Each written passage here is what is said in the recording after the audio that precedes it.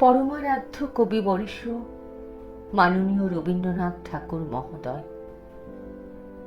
ধরাছোঁয়ার অনেক ঊর্ধ্বে এখন আপনি। আমাদের জীবনের প্রাত্যহিকতায় কলকাতা কিংবা বোলপুরের শান্তিনিকেতনে, ইংল্যান্ডে কিংবা মংপুতে কোথাও আর আপনার মানবিক চলাফেরার চিহ্নটুকুও নেই। যে মানচিত্রকে আপনি ভারতবর্ষ বলে দেখেছিলেন, আপনার প্রস্থান পর্বের অনতিবিলম্বে সে মানচিত্র বদলে গেছে অনেকখানি। পাঞ্জাব, সিন্ধু, গুজরাট, মারাঠার সিন্ধু এখন পরদেশ। সেখানে যেতে গেলে এখন পাসপোর্ট লাগে। মান্য কবিবর, সেই বদলে যাওয়া মানচিত্রের রক্তাক্ত পটভূমিতে দাঁড়িয়ে আমি একজন সামান্য মেয়ে। আমাদের মতো মেয়েদের জীবনে আপনি এক আশ্চর্য স্বপ্নময় দীপভূমি, যেখানে যাবার স্বপ্ন আমাদের উদ্দীপ্ত করে, আর যেখানে পৌঁছতে না পারার চিরকালীন গ্লানি আমাদের বিদীর্ণ করে, বিদ্ধ করে। দেশভাগের মর্মান্তিক যন্ত্রণাকে সম্পত্তি করে আমাদের ধ্বস্ত পরিবার একদিন এসে বাসা বেঁধেছিল টালির ঘরে, শহর থেকে বহু দূরের গ্রামে। বাবা কখনো দোকানদারি, কখনো ছাত্র পড়ানো, কখনো এটা সেটা করে প্রখর জীবন স্রোতে বউ ছেলে মেয়ে নিয়ে আজীবন চেষ্টা করেছেন ভেসে থাকতে, বেঁচে থাকতে। তার সম্বল বলতে কিছু ছিল না, না টাকা পয়সা, না আশা ভরসা। ছিল সাহস, আর ছিলেন আপনি। হ্যাঁ, উঠতে বসতে চলতে ফিরতে কথায় কথায় বাবা বলতেন আপনার কথা, আপনার কবিতা আর গানের কথা, আপনার নোবেল প্রাইজ পাওয়ার কথা, আপনার নাইটহুড ত্যাগের কথা, আপনার গোড়া চোখের বালি যোগাযোগের কথা, গীতাঞ্জলি ছিন্ন পত্রের কথা। আর এসব কথা যখন বলতেন, দারিদ্র্য লাঞ্ছিত সেই দিনহীন মানুষটির সমস্ত চোখ মুখ ভরে জ্বলে উঠত আলো। আমরা যারা শুনতাম, আমি, দাদা, মা, আমাদের দৃষ্টির চেনা পরিধির সীমা ডিঙিয়ে অসীম এক আকাশ উঠত জেগে, যে উদার নীলিমায় কেবল গান, কেবল ছবি, কেবল প্রশান্তি। দারিদ্র্য আর অসাফল্যের টানাপোড়েনে বোনা আমাদের উদ্বাস্তু জীবনে আপনি ছিলেন এক অশেষ মাধুরী। কবি, আপনার জানার কথা নয়, আমরা জানি। আমরা দেখেছি অনটন আর নিরুপায় দারিদ্র্য কি ভয়ঙ্কর আগ্নেয় শক্তিতে জ্বালিয়ে পুড়িয়ে দিয়েছে আমাদের নিরন্ন জীবনকে। তবু যখন দিনগত পাপক্ষয়ের উপান্তে এসে একটুখানি মাটির দাওয়ায় বাবা বসতেন, চৈত্রের সন্ধ্যার বাতাস কপালে নিয়ে, তখন নুয়ে পড়া দুমড়ে যাওয়া সেই হতমান মানুষটি কি বিশ্বাসে যে গেয়ে উঠতেন, নাই নাই ভয়, হবে হবে জয়, খুলে যাবে এই দ্বার। গাইতেন, আর তার গাল বেয়ে নেমে আসত ব্যথার পরশ লাগা অশ্রুধারা। সব হারিয়েও বাবার বুক জুড়ে ছিলেন আপনি। আমরা তখন অবোধ শিশু। সেদিন ছিল শ্রাবণের এক অবিরাম বৃষ্টির রাত। আমাদের ভাঙা ঘরের চাল ফুটো হয়ে ঝরছিল স্রোতধারা। আকাশে সেদিন ঘন দুর্যোগ। মাত্র 7 দিনের জ্বরে আমার বিধ্বস্ত মা তখন শেষ পথের যাত্রী। জ্বরে পুড়ে যাওয়া মায়ের গায়ে বাবা তখন হাত রেখেছেন একটু শান্তির স্পর্শ দিতে। চোখে জল। মা বললেন, ছেলে মেয়েরা রইল। বলতে বলতে মার চোখ বন্ধ হয়ে এলো।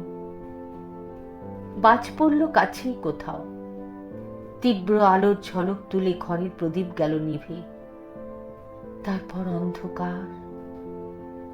প্রবল বর্ষণে ভেসে যাচ্ছে সবুজ গ্রাম।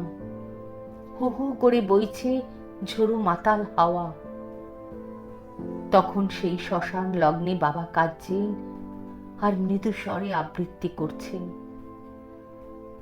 শেষ স্পর্শ নিয়ে যাব যবে ধরণীর, বলে যাব তোমার ধুলির তিলক পড়েছি ভালে, দেখেছি নিত্যের জ্যোতি দুর্যোগের মায়ার আড়ালে, সত্যের আনন্দ রূপ এ ধুলিতে নিয়েছি মূরতি, এই জেনে ধুলায় রাখিনু প্রণতি। স্বাধীন ভারতবর্ষের মাটিতে অন্যরকম হাওয়া বাতাসে বড় হতে হতে আমার দুরন্ত দামাল দাদা জীবন যুদ্ধে নিজেকে জড়িয়ে নিয়েছিল অল্প বয়স থেকে।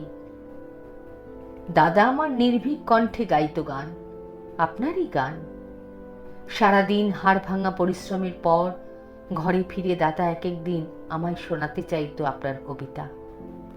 দীপ্ত হিরণময় কণ্ঠে সে আবৃত্তি করত, হে সুন্দরী বসুন্ধরে, তোমা পানে চেয়ে কতবার প্রাণ মোর উঠিয়াছে গে।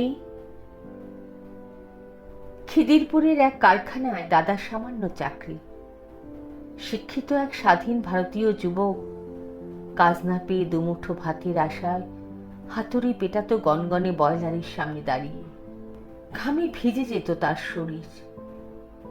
তবু যখন সে মানি অর্ডার পাঠাতো, চিলতে একটুখানি জায়গাতেও সে লিখত, বোন গানটা ছাড়িস না।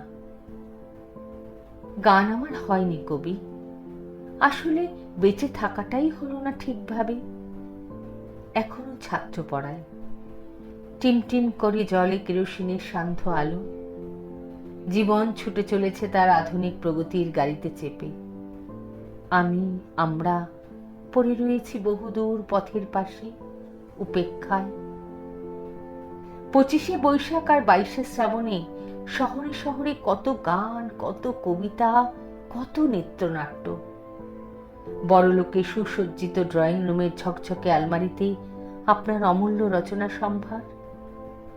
তবু কবি, কেন জানি না বারবার মনে হয় ওই বৈভবের হাজার দুয়ারিতে আপনি নেই। আপনি আছেন এইখানে, এই মর্ত মাটির একেবারে কাছে, সবুজে শ্যামলে ধুলোতে মাটিতে। এই শীর্ণ স্রোতা নদীর ঢেউয়ে এই ভাঙা ঘরের দরিদ্র সকালে, এই ঝোপঝাড়ের জোনাকি ভরা অনাড়ম্বর সন্ধ্যায়। 10 বছর কারখানা বন্ধ থাকার নিদারুণ যন্ত্রণায় দুমড়ে মুচড়ে ভেঙে গিয়েছিল আমার দাদার সব স্বপ্ন। ধীরে অথচ অনিবার্যভাবে দাদা এগিয়ে গিয়েছিল আত্মহননের পথে।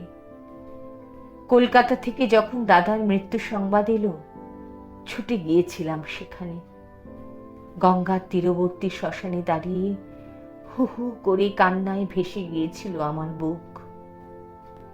একা, একেবারে একা মনে হয়েছিল নিজেকে সারা পৃথিবীতে।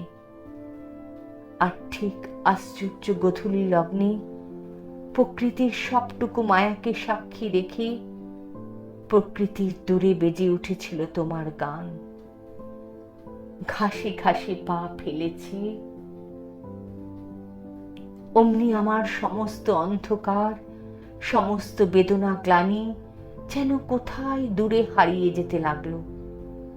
জীবনের কি এক আশ্চর্য বিশ্বাস তখন এসে স্পর্শ করলো আমায়।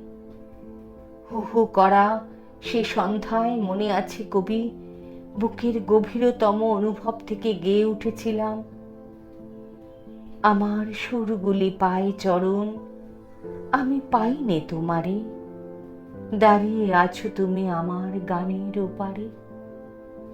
কবি, আজও তুমি আছো, প্রতিদিন আছো এই হতভাগ্য দেশের অগণিত মানুষের চিন্তায় চেতনায়। আছো প্রতিদিনের দুঃখ সুখের ধ্বস্ত দিনলিপিতে। 25শে বৈশাখ বা 22শে শ্রাবণের শহুরে আড়ম্বরে নয়, তুমি বেঁচে আছো, বেঁচে থাকবে চিরদিন, চিরকাল।